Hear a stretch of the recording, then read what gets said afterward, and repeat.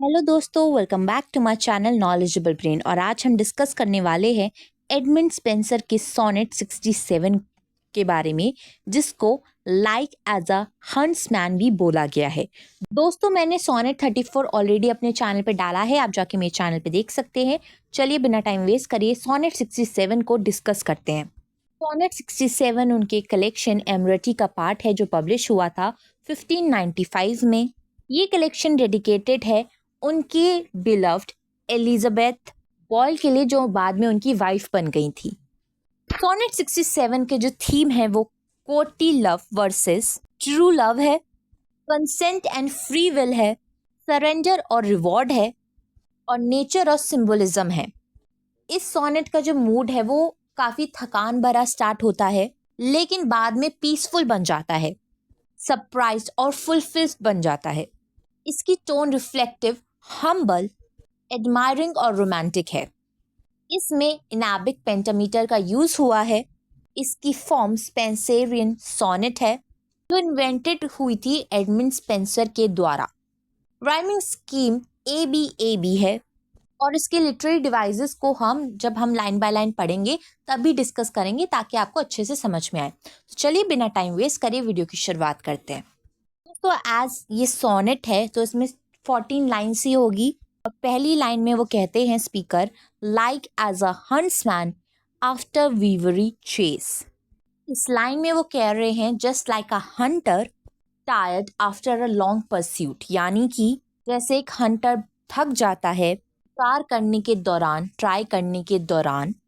यहाँ पे सिमिली का यूज हुआ है क्योंकि स्पीकर अगेन अपने आप को कंपेयर कर रहे हैं विद हंट्समैन, हंटर के साथ। आगे कहते हैं seeing the game from him escaped away, यानी कि जिसका वो शिकार कर रहा है हंट्समैन, वो शिकार, वो एनिमल उससे भाग जाता है। का वो पीछा कर रहा था, चेस कर रहा था, वो उसके हाथों से निकल जाता है। गेम यानी कि एनिमल बीइंग हंटेड, वो हंटर के कंट्रोल से एस्केप कर लेता है, भाग जाता है।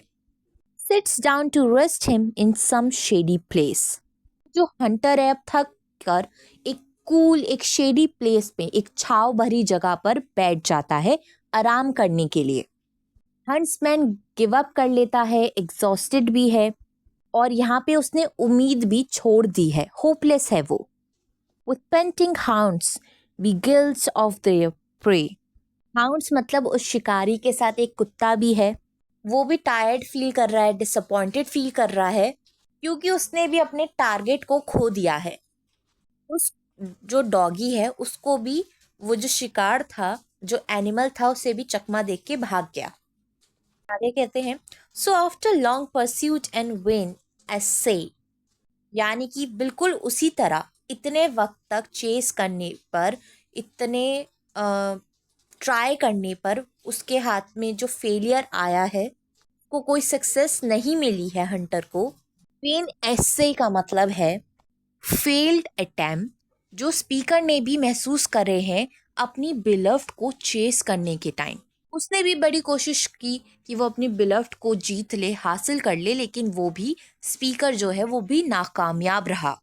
आगे स्पीकर कहता है When I all weary had the chase for so, यानी कि जब मैं थक गया तो मैंने भी उम्मीद छोड़ दी। स्पीकर अपने आप को हंटर जैसा महसूस कर रहा है क्योंकि उसने भी अपनी उस बिलव्ड को, अपनी वुमेन को चेस करना छोड़ दिया है जिससे वो प्यार करता है।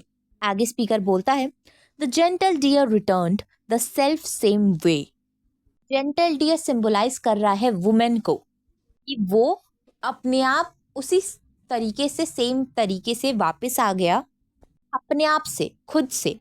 वैसे ही जो बिलव्ड है वो भी अनएक्सपेक्टेडली वापस आ गई है, बिना उसको चेस करे, बिना उसके पीछे पड़े, अपनी खुद की मर्जी से। Thinking to quench her thirst at the next brook, यहाँ पे स्पीकर कह रहा है कि जो नियर बाय स्ट्रीम है वो वहां से पानी पीना चाह रहा है। इसका मतलब है कि जो उसकी बिलव्ड है वो नेचुरली वापस आ गई है, किसी के डर से नहीं, बल्कि अपनी खुद के डिज़ायर, अपनी खुद की इच्छा से वापस आई है।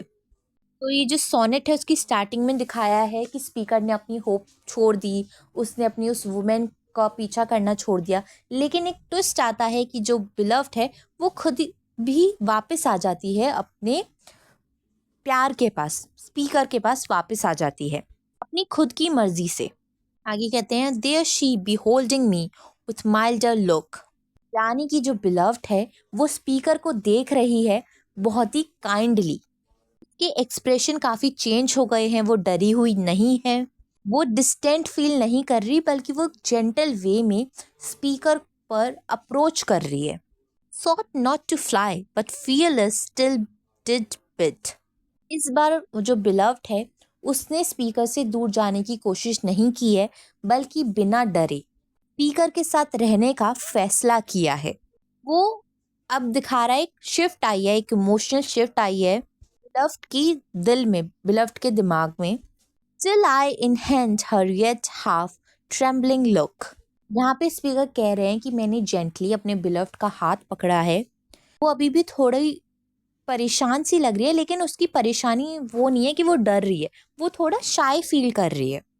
And with her own goodwill her firmly tight, यहाँ पे स्पीकर कह रहे हैं कि मैंने अपने प्यार को जीत लिया है, लेकिन उसकी खुद की मर्जी से, उसके खुद के कंसेंट से मैंने उसको पा लिया है, यानी कि he captures her heart without force but with mutual affection, दोनों के बीच में एक म्यूचुअल अफेक्शन है। Strange thing me seem to see a beast so wild, यहाँ पे स्पीकर कह रहा है वो थोड़ा सरप्राइज है कि उसकी बिलव्ड ने उसको चूज किया है।